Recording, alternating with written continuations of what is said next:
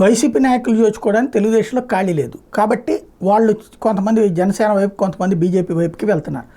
అట్లా వెళ్ళే వాళ్ళని చేర్చుకోవద్దంటూ తెలుగుదేశం నుంచి ఒత్తిడి వచ్చినా వాళ్ళు పట్టించుకోవట్లేదు, కొంతమందిని చేర్చుకున్నారు. ఈ నేపథ్యంలో లోకేష్ దృష్టికి తెలుగుదేశం పార్టీ మంత్రులు తీసుకొచ్చారట. వైసీపీ ప్రభుత్వంలో రెచ్చిపోయిన ఆ పార్టీ నాయకులు కొందరు ఇప్పుడు ఎన్డీఏ పార్టీలో చేర్చుకోవడంతో స్థానికంగా తెలుగుదేశం పార్టీ కేడర్ ఇబ్బంది పడుతోందని, అసంతృప్తిగా ఉందని కొంతమంది మంత్రులు తెలుగుదేశం పార్టీ ప్రధాన కార్యదర్శి లోకేష్ దృష్టికి తెచ్చారట.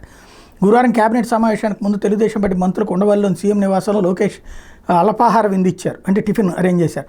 చేరికలతో సహా పలు అంశాలు ఇందులో చర్చకొచ్చినాయి. విశాఖ డైరీ అక్రమాల మీద విచారణ, శాసనసభ కమిటీని నియమిస్తే డైరీ చైర్మన్ అడార్ ఆనందం బీజేపీలో చేర్చుకోవడానికి కొందరు ప్రస్తావిస్తే, మంగళగిరి నియోజకవర్గానికి చెందిన గంజి చిరంజీవి జనసేనలో చేర్చుకోవడానికి మంత్రి అచ్చెన్నాయుడు పరోక్షంగా ప్రస్తావిస్తూ ఆ విషయం మీ దృష్టిలో ఉంది కదా అని అడిగారట. వైకాపా నాయకులు చేర్చుకునేటప్పుడు స్థానికంగా పార్టీ కేడర్ మనోభావాలు దెబ్బతినకుండా చూడాలని మంత్రులు కోరితే, ఎక్కడైనా ఇబ్బందులు ఉంటే తన దృష్టికి కానీ పార్టీ రాష్ట్ర అధ్యక్షుడు పల్లా శ్రీనివాస్ దృష్టికి తేవాలని లోకేష్ సూచించారంట. అట్లాగే కిలారు రోసయ్య, అట్లాగే ఆయన పేరేంటి బాలినేని, వీళ్ళందరి విషయంలో కూడా ఉంది కదా. ఇక్కడ బేసిక్గా ఎవరు ఏ పార్టీలో చేర్చుకోవాలంటే ఆ పార్టీ వాళ్ళు డిసైడ్ చేసుకోవాలి. జనసేనలో ఎవరిని చేర్చుకోవాలో, బీజేపీలో ఎవరిని చేర్చుకోవాలో తెలుగుదేశం డిసైడ్ చేస్తే పెద్దన్న పాత్ర అవుద్ది. ఒప్పుకుంటారా? మరి తెలుగుదేశంలో ఎవరిని చేర్చుకోవాలో బీజేపీ వాళ్ళు జనసేన వాళ్ళు చెప్తే ఊరుకుంటారా?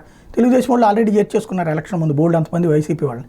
అప్పటిదాకా చంద్రబాబుని తిట్టకుండా తిట్టినటువంటి వాళ్ళు, లోకేష్ని తిట్టకుండా తిట్టిన వాళ్ళని చేర్చుకోలేదా? వాళ్ళకి అయిపోయింది కాబట్టి, వాళ్ళకి ఫుల్గా ఎక్కువైపోయింది కాబట్టి ఇప్పుడు ఆళ్ళ నాని చేర్చుకుంటామంటారు. మళ్ళీ మధ్యలో ఏదో కొంత గ్యాప్ వచ్చింది. బట్ మరి ఆళ్ళ నాని కూడా వైసీపీ సందర్భంలో ఉప ముఖ్యమంత్రి కదా. మరి మనకు లేనటువంటిది వాళ్ళకు ఉండటానికంటే జనసేన బీజేపీ వాళ్ళ మీద పెత్తనం మనం చేద్దాము, మనల్ని మాత్రం ఎవరు అనడానికి ఏం లేదంటే ఎట్లా కుదురుతుంది?